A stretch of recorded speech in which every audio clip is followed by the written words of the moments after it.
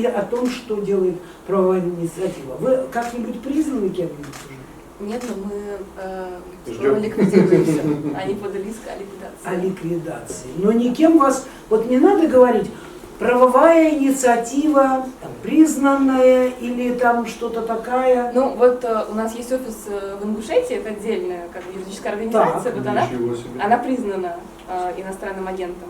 А ну вот московский наш офис нет, не иностранный агент. Ничего себе, а в нашем ингушском деле первую минуту, первые часы этой большой трагедии, там, рядом с нашим Ахметом Барахоевым, рядом с другими фигурантами ингушского дела, оказалось именно ингушское отделение правовой инициативы. Они протянули руку помощи, они первые же жалобы в Европейский суд составили и направили, и в этом смысле помощь их была неоценима. И когда я пришла в это дело, мне и Лес Барахоев, сын нашего общего подзащитного, он мне сказал так: Карина, мы безумно рады, что вы подключились к этому делу. Но у нас изначально в первую минуту самой большой сложности и растерянности рядом оказались такие люди, как... И вот за это они были признаны иностранными агентами. Да. Именно за это? Да. Ну, фактически, да. Фактически. Именно после этого. И вы ведь не будете обижаться за то, что мы будем обязательно с ними идти до конца. Я говорю, я бы на вас обиделась, если бы вы забыли тех, кто вам протянул первую руку помощи. Там есть Зарифа Саутиева. И вот Зарифа, которая молодая женщина, очень активная, умненькая, какая хотите, при этом она страдает диабетом и другими заболеваниями, с которыми просто физически тяжело, но невыносимо находиться в этих условиях. И вы знаете, что сделал этот судья первой инстанции? Он, слушая ходатайство об освобождении, по-моему, при очередном продлении, да, он не старцев даже освободил, а освободил эту бедную женщину. И через несколько дней, через 5 дней на 6, с нарушением всех мыслимых сроков. Они даже 3 суток не дождались, чтобы они истекли, чтобы жалобы были поданы на это решение. Там не только по Зарифе, там по всем фигурантам, 7 фигурантам были поданы жалобы от 14 адвокатов. Они не все жалобы эти пришли, потому что, нарушая вот этот срок 3-суточный, когда дело должно находиться в суде, должно быть доступно для изучения, для подачи жалоб, для подачи любых дополнений к жалобе, что хотите. Это дело просто, я не знаю, наверное, глубинной почтой перенеслось в Ставропольский краевой суд. И вот вчера мне посчастливилось защищать интересы моего коллеги Магомеда Бекова, которого обвиняли в том, что он нарушил требования адвокатской этики. Именно в этом процессе. Знаешь, в каком процессе? В процессе Ставропольского краевого суда, где он сказал судье: у меня есть сомнение, что у вас есть совесть, потому что если она есть, то такого решения Ставропольский суд не мог бы вынести.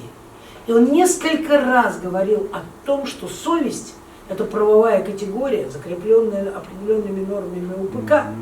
И я не знаю, могу ли я полагаться на эту совесть, потому что по этому делу вынесено по-настоящему бессовестное решение.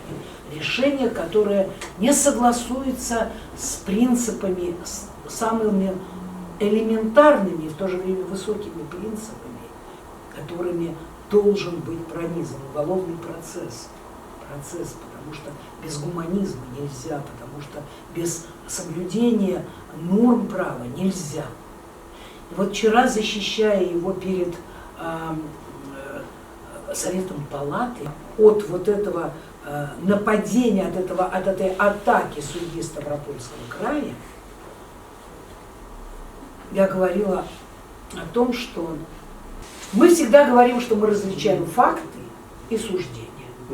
Правильно? Я говорю, я вашему вниманию сейчас предложу новую концепцию.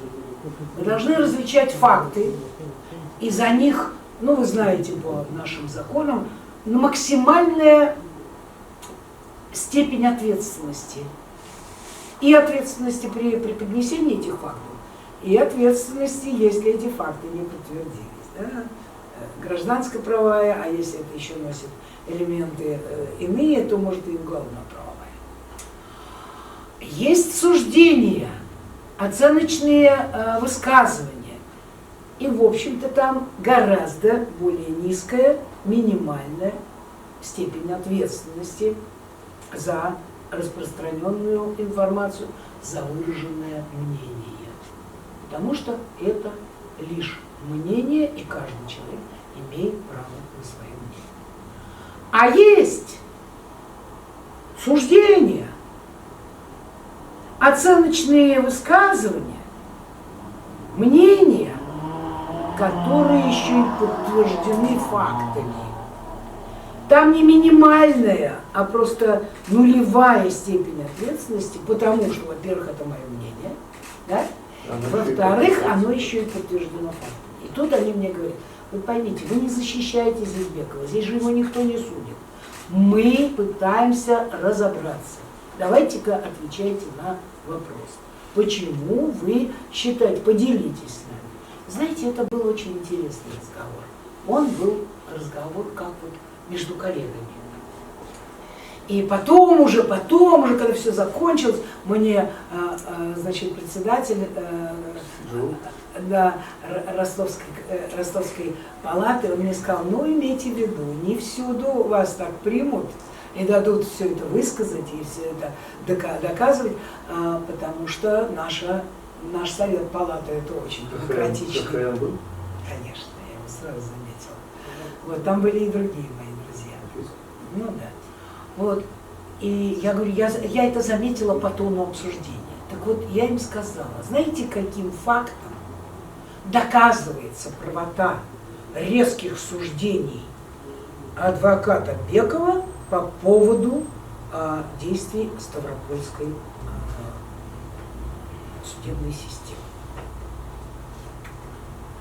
Тем, что вот было отменено решение по Салтиевой в спешке, в заказном порядке. Ну хорошо, забудем про спешку. Не можем доказать про заказной порядок. Но отмену, факт отмены, мы доказали. Он налицо, это общеизвестный факт, выраженный в судебном решении. А что, отменять нельзя? Отменять можно. Незаконные решения можно и нужно отменять. Но в решении об отмене этого решения судебного в первой инстанции сказано, что был нарушен закон. Не сказано, что оно вынесено с нарушениями. Не сказано, что оно незаконное. А вот отменяя это решение по существу, судьи краевого суда вмешались в независимость. Понимаете, коллеги, о чем я говорю? Они вмешались в независимость отправления правосудия судом первой инстанции. Потому что это суд, уполномоченный принимать решения по этому поводу. Он видит этих людей, он заслушивает их заявления, он владеет всей полнотой информации. И если при принесении этого решения он закон не нарушил, процедуру не нарушил, любые какие-то требования закона, то вы не можете отменить это решение. Вы просто выносите иное решение, потому что у вас иное мнение. Но это значит, что мнение и принятое на основе внутреннего убеждения решение судьи первой инстанции не является решением независимого суда. И я говорю, судье как бы сказали, и они меня все слушают. Судье как бы сказали, ты что думаешь, ты судья? То есть ты независимый, ты самостоятельный? Ты что, вообще хочешь, имеешь право принимать какое хочешь решение? Ничего подобного. Я сказал. И вот мы вчера попытались доказать, что помимо факт суждения, есть суждение, доказанное фактом. Фактом отмены решения без признаков нарушения, допущенных при его вынесении. То есть вмешательство в личную прерогативу. Это прерогатива судьи первой инстанции. И вмешавшись в нее, они упразднили независимость суда как самого основного и главного принципа судопроизводства. Нет независимости суда, нет вообще суда. Мы все это понимаем, и все должны это понимать. И в этом случае не Беков умалил достоинство или посягнул на авторитет суда, а суд свой авторитет убил, уничтожил. И вот это вынудило адвоката Бекова произносить столь резкие суждения, потому что у него был непреложно доказанный факт нарушения принципа, главного, фундаментального принципа правосудия. Вы знаете, решение было очень выстраданным. Я видела, как они ушли надолго на совещание, как они там... Он сказал, председатель, большинством голосов. Но имейте в виду, не во всякой палате вас услышат, вот так как мы. Но я, говорит, боюсь, человек за рулем, я не хочу, значит, вас это... Я уже все, я готовлюсь к замечанию, к выговору. Он говорит, мы прекратили производство по дисциплинарному прекратили, но за малозначительность.